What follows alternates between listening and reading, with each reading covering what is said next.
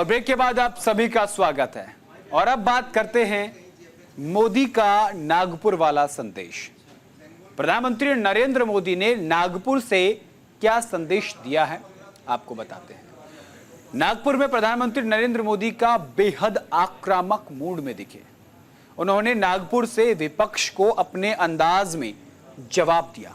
प्रधानमंत्री नरेंद्र मोदी ने कहा, विदेशी आक्रांताओं और देश की संस्कृति पर हो रहे छद्मवार पर भी मुखर होने की जरूरत है। इतना ही नहीं, प्रधानमंत्री नरेंद्र मोदी ने हाल के दिनों में आरएसएस पर विपक्ष के निशाने नकारते हुए बेहद खास तरीके से नसीहत दे डाली। प्रधानमंत्री नरेंद्र मोदी ने आरएसएस को अमर संस्कृति का वट वृक्ष बताया और स्वयं सेवक की निस्वार्थ सेवा की जमकर तारीफ की।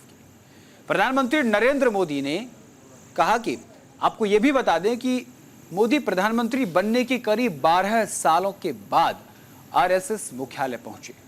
उन्होंने माधव नेत्रालय प्रीमियम सेंटर का शिलान्यास किया। साथ के साथ उन्होंने कामिकाजे ड्रोन सिस्टम का भी निरीक्षण किया। यह ड्रोन 100 किलोमीटर तक हमला कर सकता है। प्रधानमंत्री नरेंद्र मोदी के नागपुर के दौरे से जुड़ी हमारी ये खास रिपोर्ट देखिए। आज हम देख रहे हैं भारत कैसे गुलामी की मानसिकता को छोड़कर आगे बढ़ रहा है। गुलामी की निशानियों को जिस हीन भावना में 70 वर्षों से डोया जा रहा था, उनकी जगह अब राष्ट्रीय गौरव के नए अध्याय लिखे जा रहे हैं। वो अंग्रेजी कानून जिन्हें भारत के लोगों को नीचा दिखाने के लिए बनाया गया था, देश ने उन्हें बदल दिया है। गुलामी की सोच से बनी दंड संहिता की जगह अब भारतीय न्याय संहिता लागू हुई है। हमारे लोकतंत्र के प्रांगण में अब राजपथ नहीं, कर्तव्य पथ है। हमारी नौसेना के ध्वज में भी गुलामी का चिन्ह छपा हुआ था, उसकी जगह अब नौसेना के ध्वज पर छत्रपति शिवाजी महाराज का प्रतीक। हम अपने देश का इतिहास देखें तो सैकड़ों वर्षों की गुलामी,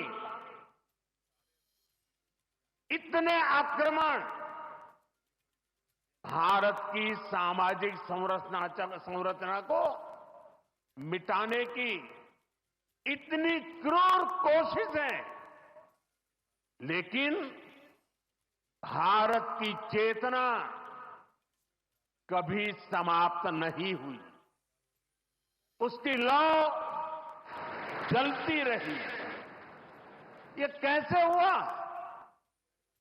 क्योंकि कठिन से कठिन दौर में भी भारत में इस चेतना को जागरूक रखने वाले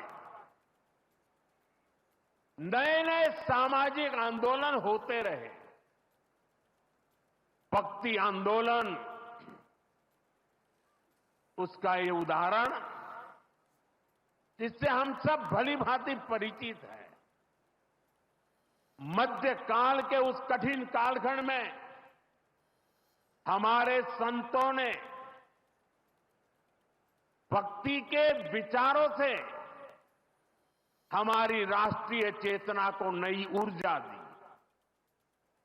गुरु नानक देव, कबीरदास, तुलसीदास, सूरदास, हमारे यहां महाराष्ट्र में संत तुकाराम, संत एकनाथ, संत नामदेव, संत ज्ञानेश्वर, ऐसे कितने ही संतों ने हमारी इस राष्ट्रीय चेतना में अपने मौलिक विचारों से प्राण फूंके। इन आंदोलनों ने भेदभाव के फंदों को तोड़कर समाज को एकता के सूत्र में जोड़ा। इसी तरह स्वामी विवेकानंद जैसे महान संत भी हुए। उन्होंने निराशा में डूब रहे समाज को झकझोरा, उसे उसके स्वरूप की याद दिलाई, उसमें आत्मविश्वास का संचार किया और हमारी राष्ट्रीय चेतना को बुझने नहीं दिया। सिद्धांत और आदर्श इस वटवृक्ष को ऊंचाई देते हैं। लाखों करोड़ों स्वयंसेवक इसकी टहनी, ये कोई साधारण वटवृक्ष नहीं, राष्ट्रीय स्वयंसेवक संघ भारत की अमर संस्कृति का आधुनिक अक्षय वट है। ये अक्षय वट आज भारतीय संस्कृति को, हमारे राष्ट्र की चेतना को निरंतर ऊर्जावान बना रहा है। साथियों, आज जब हम माधव नेत्रालय के नए परिसर का काम शुरू कर रहे हैं तो दृष्टि की बात स्वाभाविक है।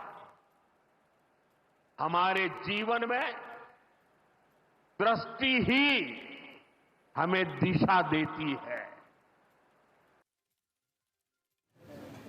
और इसी के साथ इस कार्यक्रम में इतना ही। देश और दुनिया की तमाम बड़ी और अहम खबरों के लिए देखते रहिए न्यूज़ इंडिया। नमस्कार।